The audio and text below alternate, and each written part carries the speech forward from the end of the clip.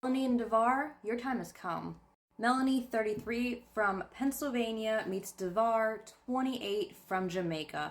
They met while she was vacationing in Jamaica and he worked at the resort. She said she saw him come out of the water and looked at his little washboard abs and instantly fell in love. They spent 20 days together before he proposed and they filed for the K-1 visa. Now, Melanie has an 11-year-old son, and what a little cutie pie. He was such a sweet little kid. Oh my gosh, now he's an adult. Like, time flies. But she gets him on the weekends, and Devar was excited to meet him. The only real kids he had around him were his, like, nephews and nieces, so he was excited to become a stepdad and learn, and he really put in the time and effort to be a good stepdad. He comes to America, and they instantly, like, this couple, they just instantly... It's smooth, it's nice. There was a little, thrown in drama, which I think was fake, but they were just so good together. Like, this is love at first sight in real life. The biggest issue in their relationship was her sister, Melanie's sister, Bev. Bev, aka Karen, with her spiky red hair. It was extremely obvious the entire season that Bev was so jealous of Melanie. It was, oh my god, the girl had the most negative, nearing racist, she was a microaggressive biatch.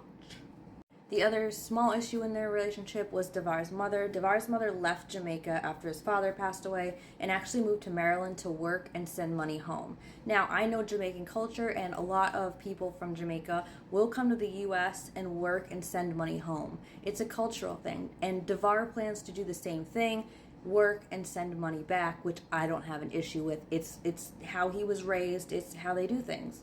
Now, Devar's mom, like I said, lived in Maryland, and she was a little iffy about him marrying a white woman.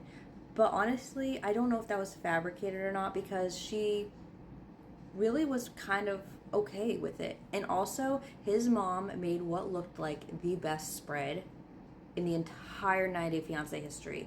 That food looked so good. And also, Devar does plan on working a really tough job while in the U.S. He wants to work toward it. And something I have an issue with is these visas. They'll bring people to the U.S., they'll allow people to come to the U.S., but won't allow them to work. And that's just stupid to me. There should be some sort of like work, not requirement, but allowance, because a lot of people want to actually work and provide and not have to just rely on the person that brought them over. But I digress. They have a beautiful wedding. It was so, I think, 2017 style, like the black and white scroll cake, her dress, classic. And again, at their wedding, Bev has her little microaggressions. She looks like a demonic possessed doll. I cannot stand Bev, can you tell? But his mom shows up. It's just a beautiful wedding. And I have the best news, even better. They're still together, you guys. Not only are they still together, they still seem extremely happily together. They celebrated a decade together, I heard. What? In 2017, they had a baby girl. Beautiful baby girl. Devar has become the most amazing stepdad. He's constantly posting the son.